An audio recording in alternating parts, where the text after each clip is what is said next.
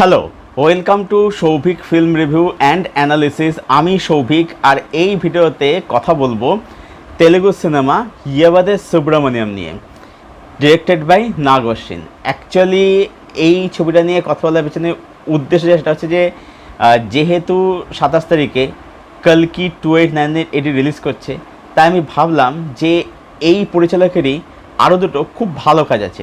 একটা হচ্ছে ইয়েবাদে সুব্রমণিয়াম, মানে যার মানে হচ্ছে হুইজ সুব্রমণিয়াম বা কনে সুব্রমণিয়াম। আর একটা হচ্ছে মহানটি, যেটা হচ্ছে সাবিত্রীর বায়োপিক ছিল। মহানটি সাবিত্রী তার বায়োপিক ছিল, যেটার জন্য কীর্তি ন্যাশনাল অ্যাওয়ার্ড পেয়েছিল। তো আমি ভাবলাম যে এই পরিচালকের ব্যাক টু ব্যাক এই দুটো ছবি নিয়ে একটু কথা বলা যাক, তাহলে আমরা বুঝতে পারবো যে এই পরিচালকের অ্যাকচুয়ালি মানে ডিরেকশন বা এর স্টোরি টেলিংয়ের প্যাটার্নটা কী। তো এখন কথা বলবো ইয়েবাদে সুব্রমণিয়াম নিয়ে, যেটা ইউটিউবে অ্যাভেলেবেল আছে ইয়ে হ্যাঁ জিন্দেগি নামে। তো আমি প্রত্যেকে বলবো ছবিটা তোমরা অরিজিনাল ল্যাঙ্গুয়েজে দেখো with English subtitle. Original first ছবিটা অ্যাভেলেবেল আছে সান নেক্সটে, সেখান থেকে ছবিটা তোমরা দেখতে পারো। অবশ্যই হিন্দি ডাবিং দেখতে আমি নাই করবো আর কি, দেখলে তোমরা মানে তেলেগুতে দেখো সাবটাইটেল দিয়ে। তো ইয়েবাদে সুব্রমণিয়াম এই ছবিতে ফিচার করেছিলেন হচ্ছে নানি, তার সাথে ছিল বিজয় দেবরকোন্ডা, নাসের এবং আরও অনেকে ছবিতে অভিনয় করেছিলেন।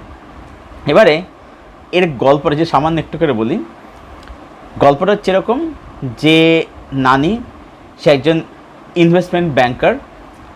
এবার সে এবং তার যে পার্টনার, সে সব কিছুতে তারা পারফেক্ট চায়, সব কিছু তারা বেস্ট চায়, পারফেক্ট চায়, ঠিক আছে। এবার পৃথিবীতে কোনো কিছু পারফেক্ট হয় না।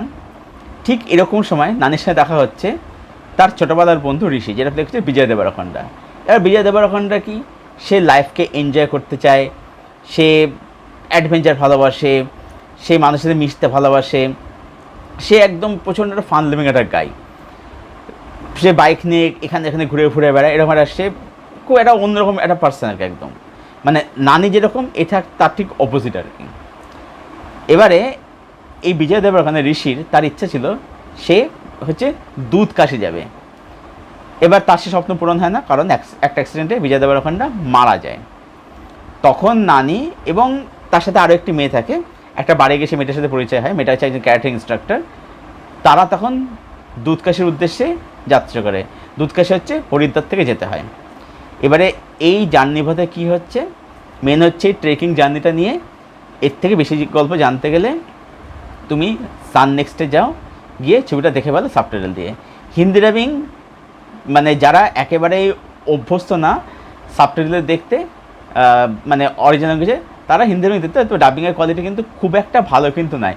আমি অরিজিনাল ভাষা দেখেছি আগে, সেজন্য এখন আমি হিন্দি ডাবিংয়ে দেখলাম আর কি। যাই হোক, এবার ছবিটার বিষয়ে আসি। তো নাগ অশ্বিনের যদি তুমি ভালো করে দেখো তার যে স্টোরি টেলিং আর কি, দেখবে তার গল্প বলার বা এর যে স্ক্রিন পের যে স্ট্রাকচার, সেটাকে আমরা 3 ভাগে ভাগ করতে পারি।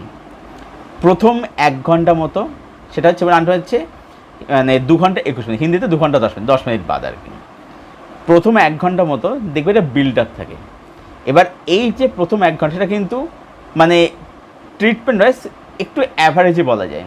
মানে ব্যাপারটা হচ্ছে যে হ্যাঁ, তেলেগুর ক্ষেত্রে এরকম একটু লাউড ট্রিটমেন্ট, সেগুলো ওখানকার অডিয়েন্স দেখে অভ্যস্ত, তারা এগুলো দেখতে পছন্দ করে। বাট যেহেতু সেই টেমপ্লেটের সাথে বা সেই ট্রিটমেন্টের সাথে আমরা অভ্যস্ত নই, তো যে কারণে আমাদের কাছে সেটা একটু মানে মানে ইউজ হতে একটু মানে অসুবিধা হবে আর কি। এবারে এই যে প্রথম যে 1 ঘন্টা, আমি প্রথম যে এর কথা বলছি আর কি, 3 ভাগে ভাগ করে বলছি আর কি। প্রথম 1 ঘন্টা মতো দেখবে, সেখানে যেটা ভালো সেটা হচ্ছে যে এই মানে সুব্রমণিয়াম আর ঋষি মানে নানের বিজয় দেবরকোন্ডার মধ্যে যে বন্ধুত্ব, সেটা কিন্তু সুন্দরভাবে এস্টাবলিশ করে। এখানে বিজয় দেবরকোন্ডার রোল কিন্তু খুব বেশি নয়, ওই 1 ঘন্টা মতোই। কিন্তু বাকি যে সময়টুকু দেখবে বিজয় দেবরকোন্ডা তো মানে ফিজিক্যালি উপস্থিত নেই, কিন্তু ক্যারেক্টারটা কিন্তু রয়ে গেছে, ঠিক আছে, ক্যারেক্টারটা কিন্তু রয়ে গেছে। কিন্তু মানে এই যে বন্ধুত্বটা কিন্তু 1 ঘন্টার মধ্যে শেষ হয়ে যাচ্ছে, কিন্তু তার যে এফেক্ট আফটার এফেক্ট, সেটা কিন্তু তারপরে কিন্তু রয়ে যাচ্ছে। তো প্রথম হাফ যদি বলি, সেখানে হ্যাঁ সেটা লাউড কমেডি আছে, আননেসেসারি কমেডি আছে, যেগুলো তেলেগুতে হয়তো সেগুলো আছে, কিন্তু কি বন্ধুত্বটাকে খুব দারুণভাবে পরিচালক কিন্তু এস্টাবলিশ করেছে। আচ্ছা, এবারে তারপরে শুরু হচ্ছে জার্নিটা। যেটা বলতে গেলে পরের 45 মিনিট 50 মিনিট বা 1 ঘন্টার কাছাকাছি জার্নিটা চলে আর কি। এবার এই যে জার্নিটা হচ্ছে, এটাই হচ্ছে এই ছবির মেন হাইলাইট, এই ছবির মেন পার্ট।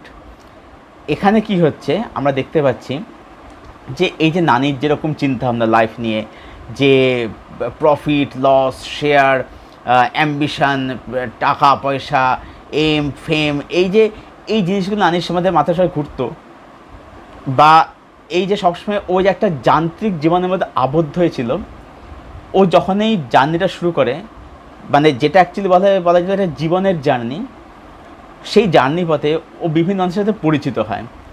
তখনও বুঝতে পারে যে ওই জীবনটার বাইরেও কিন্তু একটা জীবন রয়েছে, ঠিক আছে। তখন আস্তে আস্তে করে ও নিজেকে কিন্তু খুঁজে পায়। মানে সত্যি কথা বলতে একটা জিনিস মনে হয় যে পাহাড়ের মধ্যে একটা ব্যাপার আছে আর কি, ঠিক আছে, মানে একটা স্পিরিচুয়াল ব্যাপার আছে পাহাড়ের মধ্যে আর কি। তো আস্তে আস্তে করে ও নিজেকে মানে নতুনভাবে কিন্তু চিনতে শুরু করে, মানে এটা কিন্তু একটা সেলফ ডিসকভারির গল্প। তো সেখানে ওই জার্নির পথে তার মধ্যে একটা কিন্তু হিউজ পরিবর্তন আসে, সে পুরোপুরিভাবে বদলে যায়।